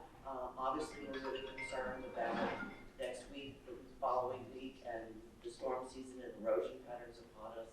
So again, Samantha Phillips is actually coming on Monday, the executive director of NEMA. So we're hoping that we have some plan in place as we go forward. They're talking to us about short-term intervention. If we could just get through the next 2 storm cycles and then hopefully have the dredge funded, we could be in better shape. But that's, there's a lot of moving parts here, but we are continuing to work with every possible body that we can to try and support what needs to happen. So that's really where we are at this juncture. Before we go to Sharif, Lenny, do you want to add anything about, because I know you were up there and you met with the residents along with Representative Telfors? We did, we met with some of the residents who were here today, and we were stunned at how much the dune is lost at. And that's why I brought up that proposal to come to that, because it is just beach, it can't be far. And so we were just considering the idea of what Mark just described, something simple that can be done in the near term. I understand from what, we saw the video about the sand coming over the jetty, that's gonna take a while. We're just looking for something in the immediate term to help these residents get through the next few months of storm and erosion. That was it. It was just something as basic as that, and no, I'm glad we spent the time out there. Council?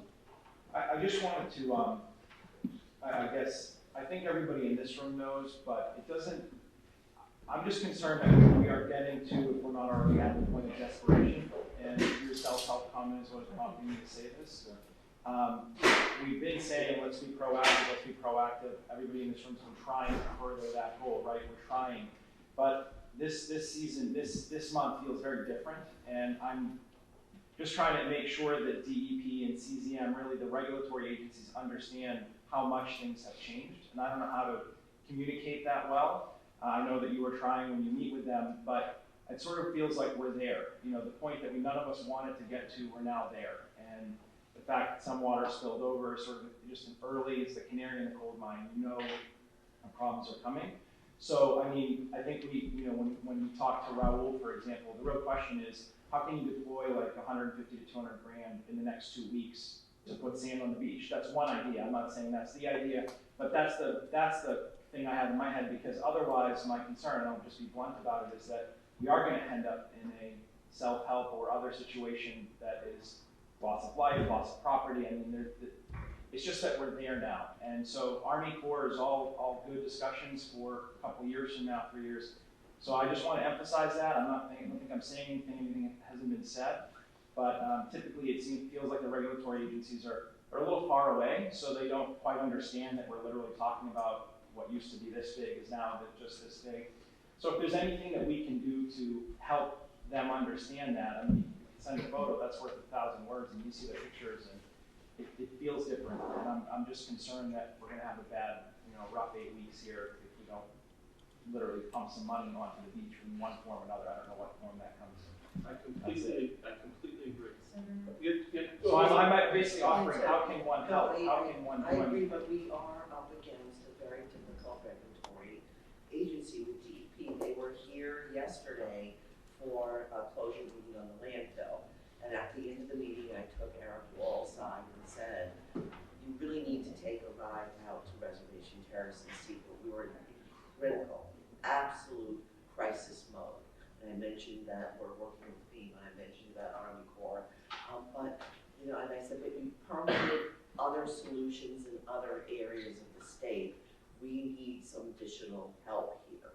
So it might mean going above him and bringing in the Commissioner Sewer into the discussion at this point, but I'm just, we're not making any headway with DEP, is what I can say. Well, that's why I'm offering whatever anybody can do. I mean, I'm lower on the totem pole, frankly. If I call DEP, it's not a useful phone call for me, but I'm just trying to impress that we're there, and we are going to end up in that bad situation, and then it's going to deteriorate relations even further, and it's going to have an impact on all this long-term work we're trying to do. And I just don't know what else to do other than to say it out loud so that other people can hear it, and if there's ideas, then. And the other thing is, you know, where can we get, you know, to me, the most effective strategy is to have a plan and say, you know, we're ready to nourish this beach next week. And we know that we have all these problems permitting-wise. That's what we're asking for your help on. But coming to them abstractly without money, you know, it's a harder sell. It's just abstract. Well, we know we want to do something, but also we don't have any money yet. So I'm wondering if DCR is in the hopper, in the mix on, and I'm talking in that 100 to 200 range. And I'm not a scientist, but I've been sitting at these meetings long enough to know what a short-term thing is realistic to do. And to me, that's a number that one could hang on to. If we say we need $1 million, forget it. We're never going to turn that around in 2 weeks. 100, 200 grand, maybe we could cobble that together. That's my experience. Just a quick question on exactly that. Didn't we have fishing fleet, was it Charles? They did some removal of some sand that created near their docks. Yes. Well, how did they do that? What was the first step? Did they go to conservation first, Julia, and then submit a plan to you? And did you have to kick that to DEP, or were you able to do that? That was done under an emergency certification through the Conservation Commission, so it's considered an emergency on Reservation Terrace, the jail system. That was the emergency. And Charles, the facility at Charles had an accumulation of sand that was causing them a problem for their facility. So DEP, under that emergency certificate, well, they actually say they allowed us to do that emergency. And we moved that sand somewhere, right? And we moved that sand, so we took the sand off of the beach at Charles, but it was done in a very specific way. Okay. It stayed above mean high water, so it didn't trigger Army Corps jurisdiction. And it, we only removed what had been determined to have just recently accreted. So it wasn't any of the native beach that had been there. It was essentially like new sand that had accumulated that we were sort of estimating was the consequence of the erosion. Well, did you have to wait for DEP to get back to you on that, or were you able to do that? We kind of did it in coordination with them because we weren't, if the commission had signed an emergency certification for a project to move sand from one part of the dune on Palm Island to another part, that's against the Wetlands Protection Act regulations. So we could have done it, and then they would have said that was not okay, it would cause big trouble. So we discussed the whole idea that with them first, they sort of acknowledged that in this particular, very specific situation, and all the parameters laid out, that they would allow the commission to do this emergency certification, and that's how we got it. It was a very intricate process. Yeah. Ron, go ahead. That was the beach sand. That was from Charles Beach, not Not dredge. the dredge. Yeah. On the dredge, they got to use it one time. Yeah. And DEP has come down and talked to George and said, you have the wrong person getting your permit being farmed. And if you change your person, what do you want me to do? Okay? And that's where they're at. Nobody's getting anything done. Nobody's getting that. All right, we need to have a conversation with George and his son. Can you help us set that up, Ron? Because I'd also be curious as to whether their dredge could accomplish what Lenny's talking about. I think it could. Really? Because that's allowable. You can't take this, like we were talking about before, you can't take the sand off the beach and put it over there, but dredged sand, we get local permits for, which is what we did before. But it's only one spot. See, they may haven't been able to come back. And they want to do this now on a periodic basis, but it's the permitting that hasn't been completed. So let me just ask the question, and I'll get to you in a minute, but in terms of what Lenny had described, of taking from a near shore borrow area, which seems to be, there's a. You just pump it up. Is that permittable, Julie? So, yeah, so actually Tom Hughes did the permitting through conservation already. They have a permit, Charles has a permit to every 10 years or whatever, No, 14 years. for the next 10 years. Yeah. Dredge underneath their docks and bring out that sand. Well, then the question is, where do you put that sand once you've dredged it? Well, we can put it over on Reservation Terrace, which is how we used it under the DCR permit, and that it was already in place. So those two things combined. Now the problem is, Tom hasn't finished getting the other permits that he needs, like the Army Corps permit in particular. I think he needs a, natural heritage. But the DEP has come down and said he's the wrong person. We're not even. Well, let's not get into character definition. It was done as a one-time thing. It was done as a one-time thing. Right. They got a permit from us. They got all the permits. We used that sand. Now they want to do it every year. That's the permit. That is it. I think that was tied to a state emergency. I think it was The first state- one. Yeah, the first one. Yes, when you're that right. occurred. Exactly. It wasn't like we asked for it as an emergency, the state already declared it. All I'm trying to get to is conceptually, we could use the Charles Dredge to get material that could be used at Reservation Terrace. We could stockpile it. We could take it right away. But you also could use it offshore from where you need it. That's my other question for Julia, though. So Lenny had That's described for that. an area that's more proximate to where we need to deploy the sand. Yeah. Would that also be permittable? Well, it's sort of like, why not? If we could take it off the Charles Beach, why can't we take it from there? We haven't, there wasn't ever a need to take it from there. It's the natural accumulation on the beach. I'm not sure if DEP and CZM would agree to allow us to take it from there. It was causing a problem for Charles, which is why and we had this state of emergency, like they said, which is why they allowed it at that particular time.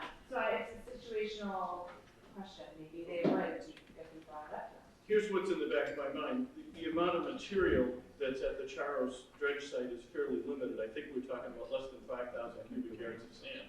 Well, they had to keep it that small, not to trigger some other thing. I get it. So I'm just curious, if we maybe went to the other site, maybe we could get some more, because obviously we need a lot of sand to address what we're trying to address. I think we just have to make the case. It's worth meeting with them. Yeah, okay, all right. I was just gonna ask, is it possible to get that same kind of emergency permit? It sounds like no, from the sand that's accumulated that Bill talked about next to the southern jetty? That's what we were just talking about. Okay, I wasn't sure that. It's something that's worth discussing with them. Because that's the quickest, obviously, because that's just trucking. That's not even getting a dredge or anything. Okay, so why don't we do this? I think we need to have a conversation with the Charles. Julia, maybe you could be involved in that. I mean, let's go talk to them and see what the situation is. And obviously, you guys would need to permit this because it's below the high water mark, correct? Well, I'm not going to speak for the regulatory side of the general. You mean for Charles, the dredge? Yeah. Yeah, that's the problem right now. I think they're stuck in their Army Corps permitting process for that dredge. All right, so. Just want to respond one other thing. Good. Is there some way we don't need all this sand immediately? Obviously, there's a hot spot right now where it's breaching. Can we get just a little sand on that hot So spot? we'll take our wheelbarrow. So on the hot spot, ahead of. So let me try to answer that. So what we had originally done was work with the Charleses, who did this for free, by the way, but they needed to do it anyway. And our goal was to make it a recurring site, so that we could keep harvesting the sand. So that's why you've heard discussion of a 10-year permit, because it's a perennial issue for them in the spring when they can't get their boats to the dock. So the idea was actually to get a long-term permit so that we could do it when we needed to do it. I'm saying, even if we have to buy some sand right now, not get the sand from here, even if we have to buy a small amount, just to put on the hot spot. So with regard to that, there was, I believe, that resident contribution supplemented the last movement of sand that the city did. So the answer is yes, but this opens up a potentially very important opportunity for us. And if it's a regulatory issue that we can break through, then we should put a lot of effort into it. Not all of our, because we're going to do lots of things. But that's why I was asking Julie the very pointed questions. If conceivably this is permittable, then we need to pursue Although it. I have to say, it wasn't, maybe I made it sound like it was permittable or permitted. It actually never was permitted because it's not permitted. It's not permittable under the Wetlands Protection Act or under any local ordinance. It's, that's why we had to do it in the way we did, with very careful parameters, and DEP had to acknowledge that in this emergency situation, they would not object to our doing this certification. It's not permittable. Something would have to change in the Wetlands Protection Act. So that was for the lateral movement of sand on the beach. Yeah. But in terms of the other, The dredge is permittable. that's what I was getting. Yes. But Bruce, there's a 70 to 90 day sturgeon problem. Understood. And that's another problem because it's the wrong time to dredge. The bad news is we have a sturgeon problem. The good news is we have a sturgeon expert with us. Go ahead, Joe. Yeah, just the sand that Bill described, loose on the beach, recently accumulated.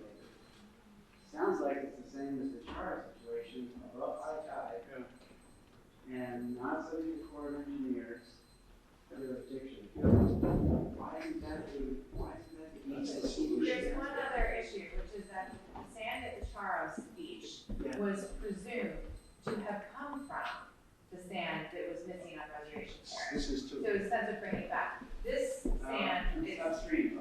So this, that's a little different. Chris Hine proved that the sand that is gathering is our sand going right around the jetty and gathering there. That's where the sand is coming from, due to his study models. So he has proved that the sand that's gathering at the South Jetty is our sand. So it's the same situation. It's going out and then washing right back in. The river washes it right out. The same has happened Not the All right, guys. Let's not, we can debate that later. It just seems like right now, we have a real opportunity to maybe get some sand, to pump it into where it needs to be. It sounds like it's a permittable activity. It sounds like we have to have a conversation with the That's Charles. why 2 meetings ago I asked you about that, and you said that's Tom's problem. Yeah. And it's really our problem because they're not. Well, it is now. All right, so we'll set that up, and maybe Julia can come with us and we can go do it. And Madam Mayor, whoever else you want to have, if Matt wants to be part of that conversation, but I think we ought to have it right away because this sounds like it could be really productive, and we need something desperately. Okay. So you 12 wanna talk o'clock. afterwards? I'm sorry? You want to talk about that? Well, let's talk and see when we can do it. All right. All right. So, all I right. was gonna have them here. Well, we need to talk to them. Covenant Potty Ground is 12 o'clock. I appreciate everybody's patience. We need to wrap it up. We're going to schedule the next meeting either for February 7th or 14th. I don't want to interfere with anybody's Valentine's Day plans, so we're going to try to avoid the 14th. But if we can all do it, we're going to do it on the 7th. But in the meantime, we've got a lot of work to do, and that doesn't mean there won't be anything happening until the 7th. We need to go meet with George. I need some help with the tables and chairs. All right, hold on. Last word, because she volunteered to do these charts, Coral